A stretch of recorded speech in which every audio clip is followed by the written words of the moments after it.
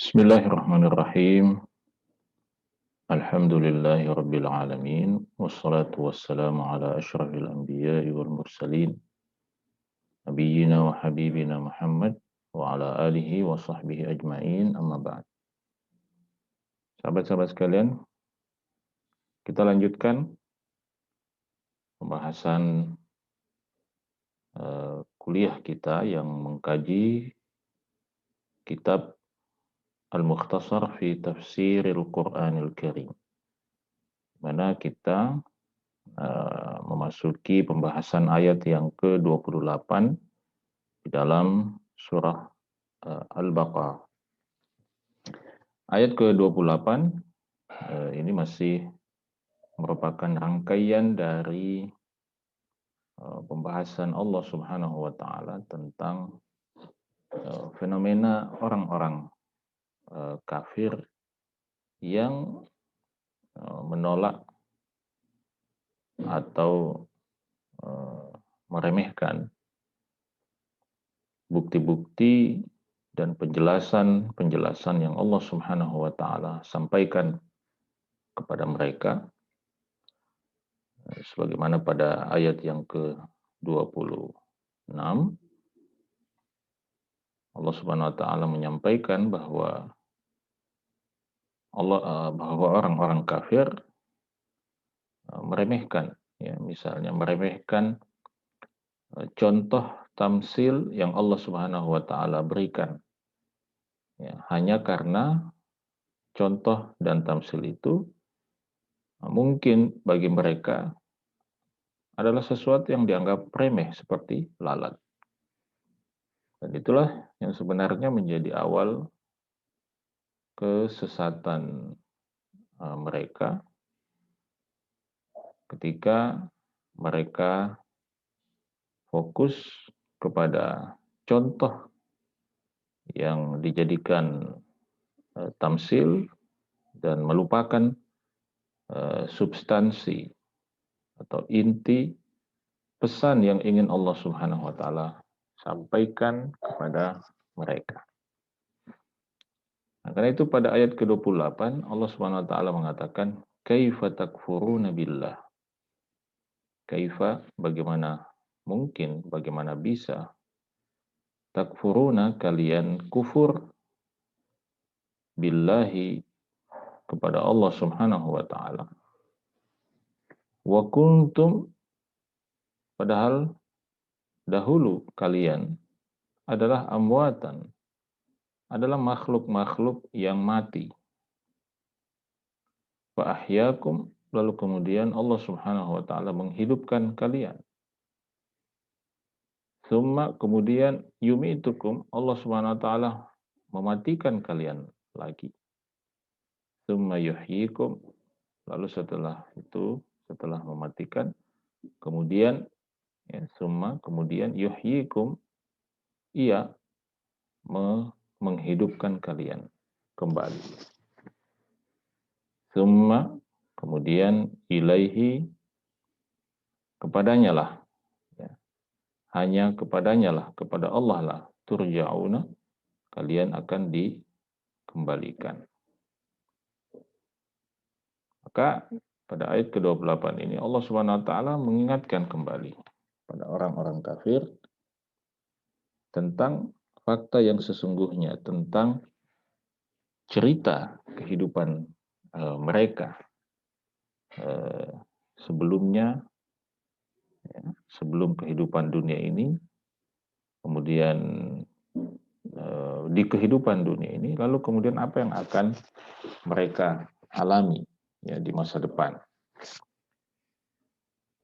Sebelumnya mereka mati, ya, lalu dihidupkan oleh Allah Subhanahu wa taala di dunia ini, kemudian dimatikan lagi, kemudian dihidupkan lagi pada hari kiamat. Nah, inilah episode kita manusia, ya, yang sesungguhnya, ya. Jadi Allah Subhanahu wa taala sudah menyampaikan itu di dalam Al-Qur'an. Nah, bagaimana tafsir ayat ke-28 ini? Di sini dikatakan, inna amrakum, sesungguhnya, ya, perkara kalian ayyuhal kuffar, wahai orang-orang kafir, la'ajabun, sungguh mengherankan. Jadi, kalian ini orang-orang kafir sungguh mengherankan.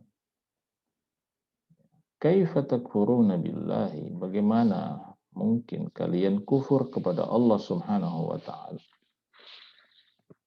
Wa antum, sementara kalian tusyahiduna, menyaksikan dalaila qudratihi, dalaila, bukti-bukti, qudratihi, kekuasaannya, fi anfusikum, di dalam diri kalian. Ya, seandainya kalian mau berpikir dan merenung, maka kalian akan menemukan tanda-tanda kekuasaan Allah Subhanahu wa taala di dalam diri kalian. Ya, ada banyak tanda-tanda kekuasaan Allah dalam diri kita manusia. Salah satunya adalah tentang keberadaan kita di dunia ini. Ya, faqad kuntum, maka sungguh kalian dahulu itu adaman la syai', ya, adaman, ya, tidak ada, ya, sesuatu yang tidak wujud, la syai', ya, tidak ada sama sekali. Ya, sesuatu yang tidak wujud sama sekali. Inilah makna dari firman Allah di dalam ayat tadi, wa kuntum amwatan. Jadi amwatan, ya, ini berasal dari kata mayyit, ya, akar katanya adalah al-maut. Di sini ditafsirkan sebagai sesuatu yang tidak ada, tidak wujud, tidak eksis. Jadi kita dulu tidak ada, lalu kemudian fa'ansya'akum, lalu kemudian Allah menumbuhkan kita, wa ahyakum, dan menghidupkan kita. Allah menumbuhkan kita di dalam rahim ibu kita, ya, dari proses pertemuan antara sel sperma dengan ovum, ya, dengan sel telur, ya, ibu kita. Ya, pada waktu itu pun kita baru, ya, dirakit, ya, oleh Allah Subhanahu wa taala, belum hidup. Ya, kecuali setelah beberapa waktu kemudian Allah Subhanahu wa taala memerintahkan malaikat untuk meniupkan ruh. Nah, disitulah kita mulai dihidupkan oleh Allah Subhanahu wa taala. Nah, kalau kita tidak menyadari episode itu, maka Allah ingatkan di dalam ayat ini.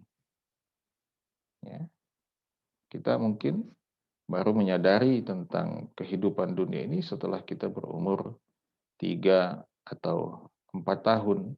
Ya.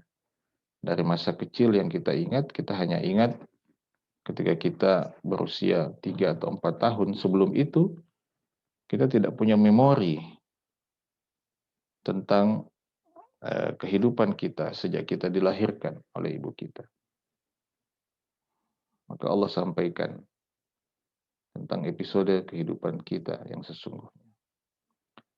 Ya, kita dihidupkan di dunia. Summa, kemudian huwa, dia Allah Subhanahu wa taala, yumitukum, mematikan kalian, al-mautata tsaniyah, pada kematian yang kedua di dunia ini. Ya, ketika roh kita diambil kembali oleh Allah Subhanahu wa taala, ya, kemudian kita dimatikan, jasad kita dimatikan, ya, tetapi roh kita tidak. Summa, kemudian yuhyikum, Allah Subhanahu wa taala menghidupkan kalian kembali, al-hayata tsaniyata, kehidupan yang kedua, yaitu pada kehidupan hari kiamat, ya, pada saat hari kiamat, ya, ketika semua roh manusia dikembalikan dan mereka dihidupkan, dibangkitkan kembali untuk hari pertemuan di padang mahsyar, untuk kemudian setelah itu summa yurji'ukum ilaihi, kemudian Allah Subhanahu wa taala mengembalikan kalian kepadanya. Liyuhasibakum, agar kemudian ia menghisab kalian ala ma qaddamtum, atas apa yang telah kalian persembahkan di kehidupan dunia, atas apa yang telah kalian lakukan, atas apa yang telah kalian kerjakan di kehidupan dunia ini. Jadi Allah Subhanahu wa taala, meskipun konteks ayat ini ditujukan kepada orang-orang kafir, tetapi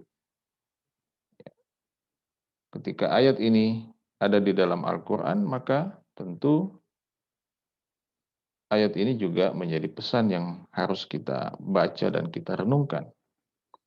Untuk kita ingatkan kembali diri kita bahwa inilah kisah keberadaan kita di dunia dan kisah perjalanan kita pada akhirnya menuju Allah Subhanahu wa taala. Kemudian Allah Subhanahu wa taala mengatakan, huwallazi, dialah Allah Subhanahu wa taala yang khalaqa, telah menciptakan, lakum, untuk kalian, untuk kebaikan kalian, untuk kepentingan kalian, untuk kemanfaatan kalian, ma, segala sesuatu, fil ardi, yang ada di bumi, jami'an, semuanya. Tsumma stawa ila samai, kemudian Allah Subhanahu wa taala menuju atas langit, ya, berada di atas langit. Fasawwahunna, lalu Allah Subhanahu wa taala membuat langit itu menjadi sab'a samawatin, menjadi 7 lapis langit. Wa huwa, dan dia Allah Subhanahu wa taala, bikulli syai'in, terhadap segala sesuatu, itu alimun, maha mengetahui. Jadi setelah menegaskan atau menyampaikan bagaimana proses ciptaan manusia, ya, proses perjalanan manusia, Allah Subhanahu wa taala kemudian menjelaskan di dalam ayat ini bahwa Allah pula lah yang kemudian menciptakan segala sesuatu yang ada di muka bumi untuk dimanfaatkan oleh manusia. Lalu kemudian Allah pula yang menciptakan langit, membuat langit itu menjadi 7 lapis langit, ya. Dan Allah tegaskan bahwa dia maha mengetahui segala sesuatu yang ada di alam semesta ini. Bagaimana tafsir ayat ini? Ini dikatakan, wallahu, dan Allah wahdahu, satu-satunya lah, alladzi, yang khalaqalakum, telah menciptakan kalian, telah menciptakan untuk kalian, untuk kepentingan kalian, jami'a, semua yang mafis fil ardi, semua yang ada di bumi.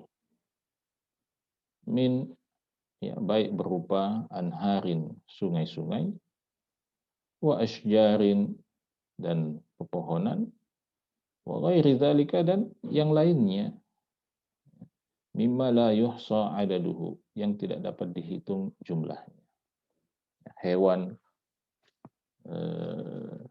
tumbuh-tumbuhan, buah-buahan, iklim, cuaca, ya, dan lain sebagainya. Ya, teknologi, ya, semuanya adalah ciptaan Allah Subhanahu wa taala.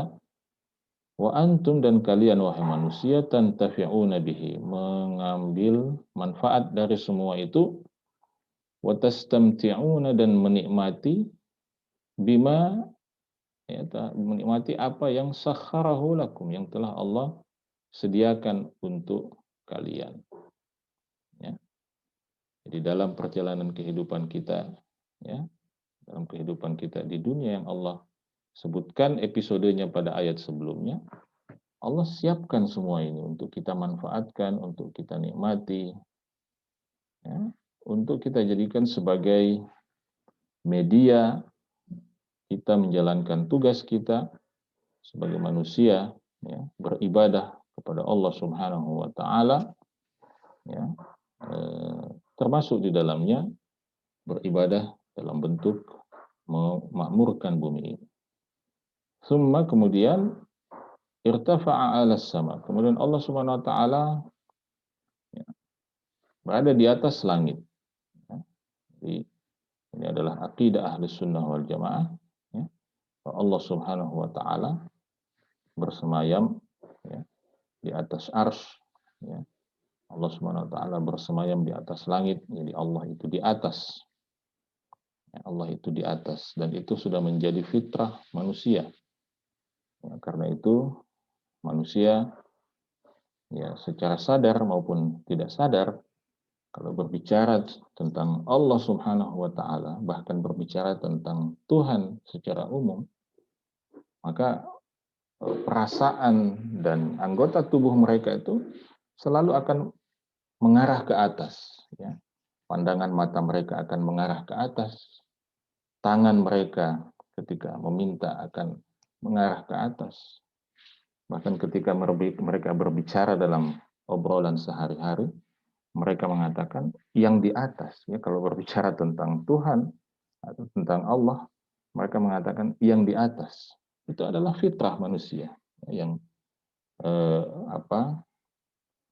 tidak bisa dipungkiri. Ya, sehingga penjelasan ini sekaligus seharusnya mencukupkan ya, perdebatan-perdebatan atau pandangan-pandangan lain yang mengatakan misalnya Allah di mana-mana ya, atau Allah di dalam diri manusia dan lain sebagainya. Ya Allah di atas. Ya Allah di atas arsy ya, dan kalau kita berbicara di atas, maka di atas kaitannya dengan Allah itu sama sekali tidak ada kaitannya dengan ruang ya, dan waktu yang ada dalam batasan kehidupan manusia. Ya. Jadi summartafa 'alas sama, kemudian Allah Subhanahu wa taala berada di atas langit, fa khalaqahunna ya, bersemayam di atas langit, fa khalaqahunna, lalu Allah Subhanahu wa taala menciptakan mereka langit itu sab'a samawatin ya, menjadi 7 lapis langit ya, mustawiyatin yang sama ya, 7 lapis langit yang sama. Wa huwa alladzi, dan dia Allah Subhanahu wa taala yang dia sajalah satu-satunya yang ahata ilmuhu, yang ilmunya ya meliputi bikulli syai'in, segala sesuatu. Ya, ilmunya meliputi segala sesuatu. Ya. Nah, jadi inilah pembahasan tafsir singkat ya dari dua ayat ayat ke-28 dan ke-29, dan dengan demikian selesai sudah pembahasan tafsir surah Al-Baqarah yang terdapat pada ayat-ayat yang terdapat pada halaman ke-5. Ya, kita masih tersisa satu pembahasan terkait halaman ini, yaitu pembahasan beberapa pelajaran, beberapa hikmah yang bisa kita ambil dari rangkaian ayat yang terdapat pada halaman yang ke-5 ini. Semoga bermanfaat sahabat-sahabat sekalian. Subhanakallahumma bihamdik asyhadu an la ilaha illa anta astaghfiruka wa atubu ilaik.